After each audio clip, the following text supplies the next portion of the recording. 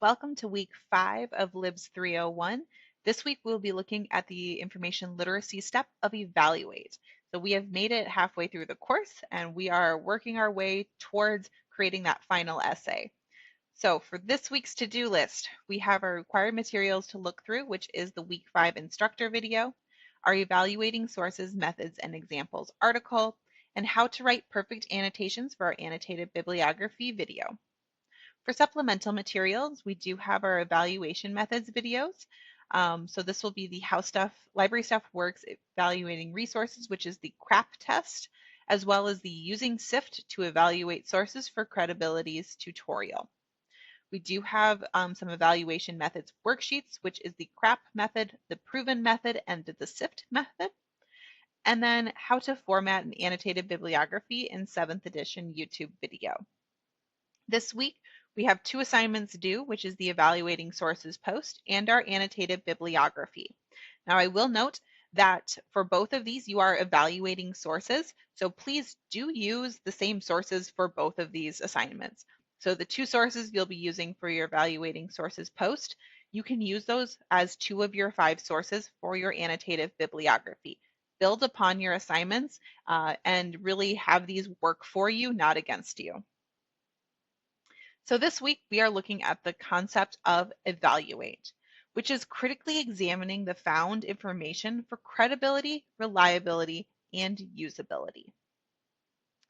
So our evaluation models that we can use. So first we have our CRAP evaluation model. So CRAP stands for currency, relevancy, authority, accuracy, and purpose. So as you are going through and looking at your source, you're evaluating it, you're asking, is it current? Is it relevant to my topic and our area of research? The person who wrote it and published it, do they have authority to speak on this topic? Is the information they presented, is it accurate? And is it kind of focusing in on a good purpose? And is it being purposeful in the material it's presenting? For the SIFT evaluation model, here it's a little bit different than just kind of our check the boxes, does it work, does it not? Here we are first stopping. So we're reading through material. When we find a claim, we're going to stop.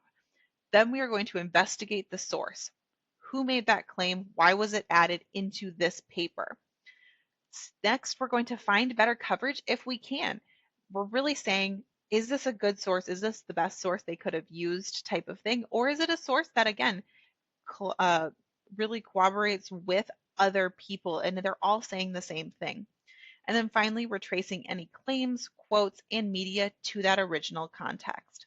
So we're not just taking it at face value, we're doing a little bit more research to say, yes, this research was correct and the claims they are making is backed up by data.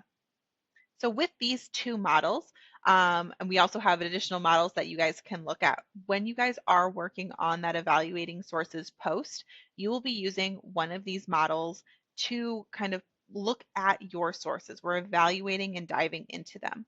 I do have worksheets that will help you walk through these to really go step by step on how to kind of look at these materials. So again, for the evaluating sources post, what do we need to be doing?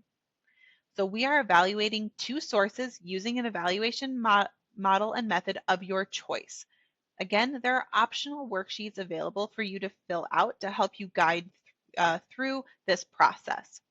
Now, your post will include your APA citation for both of your sources. You will have an evaluation and look at each of the elements in your chosen method. And each evaluation, you can do a different method. You can do the same method, does not matter. And then you're going to write a paragraph length evaluation of the source, its credibility, and its usability. So you'll look at the source itself, good, bad, which way is it going? You can have bad sources in here of going, this just did not work for me and it really was a not great source.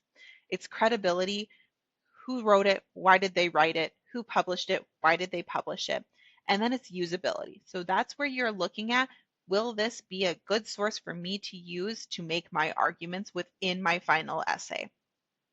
So as I noted earlier, it is strongly encouraged to use these evaluations also in your annotated bibliographies. as these are two assignments that really do build upon each other. Again, make yourself less work than more work. Use the sources you have already found. So talking about our annotated bibliography, let's dive into this.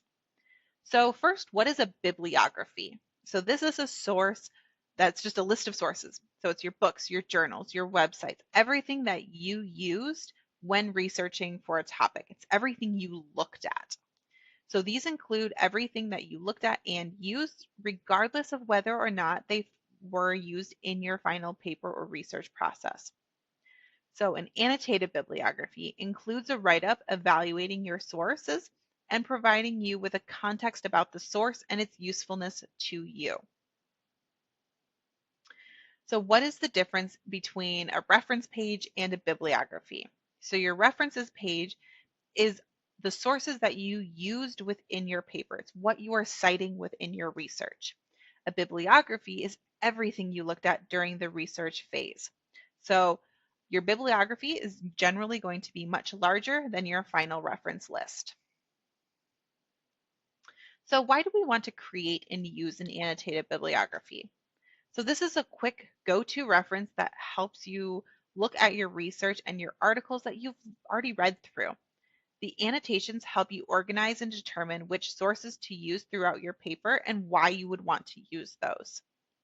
By creating an annotated bibliography, it helps jumpstart your thinking process with how and when you should use an outside source within your research or your papers. So annotated bibliographies are a resource for you to use. They're less of a resource for me to look at. And again, if you create a solid annotated bibliography, this helps you figure out what you're arguing, where those arguments land within each other, and how those are all going to kind of fill in with your final paper. So how do we create our annotations? So first, we're going to summarize. What arguments are there? What's the point of the article? What topics are being covered? Really think about if someone asked you, what is the article about? What would you tell them? The next section of an annotation is going to be our assessing and our evaluating step. So how does this source compare to the other sources you have read? Is the information reliable? Is the source or the author biased and or objective? And what was the overall goal of this source? For this step, you need just kind of a sentence or two of going, is it good? Is it not? Can I believe it? Is there issues with the author or the work? What are we looking at? Kind of the meat and bones. And then finally, we have the reflection. Now, this is the section that most people tend to forget to include, but is probably one of the most important. If you do not include this section within your annotation, points will be taken off. So with the reflection, it's, was this source helpful to you? How does it help shape your argument? How can you use this source in your research project? And how does it change how you think about your topic? Here is where you will say, this was a great source. I can use these arguments in this section of my paper, or this wasn't a great source, or it's a good source, but it doesn't apply to my paper, so I won't be using it. All of those are perfectly fine answers to give with your annotation. These can be kind of moments where you go, it was a really great source, but it's just not going to work for my paper. So I'm going to have to find a different one for my final essay. But again, include it here in your annotated bibliography. So what does an example of an annotation look like? So first we start with our citation, and please don't mind my wonky text and fonts here with different sizes. I do provide student examples so you can look at what some really good annotated bibliographies look like. So always start with your APA citation of your article. Then you're going to write out your annotation, and let's look at how it's broken down. So the first part is our summary. So again, it's what is this article about? So this article is looking at a study of 300 participants. We're looking at yoga and the benefits. We're doing a before and after of our 2-hour sessions. Again, it's talking about what's this article about. Our next section is our assessing and our evaluating. So for this, the study looked at 300 participants, and it showed significant and thorough statistical tests, so it provides accurate results. So what is it? Was it good? Did it kind of do what it needs to do? In this case, yes, it did. And then finally, we're reflecting. So this study is a helpful introduction to yoga and anxiety, which is applicable to my paper. So is it good? Is it not? Where would you use it? You can even include, I'm going to use this as part of my introduction of using yoga with anxiety. That's where I'm using it in my paper. So now what does this assignment look like? So our instructions for our annotated bibliography assignment, we do need to find 5 sources. You will be using the topic you selected within week 1, and 4 of the 5 sources must be from journal articles. So academic journal articles. So the final source can be from an online source, a government fact sheet, or a reputable nonprofit organization.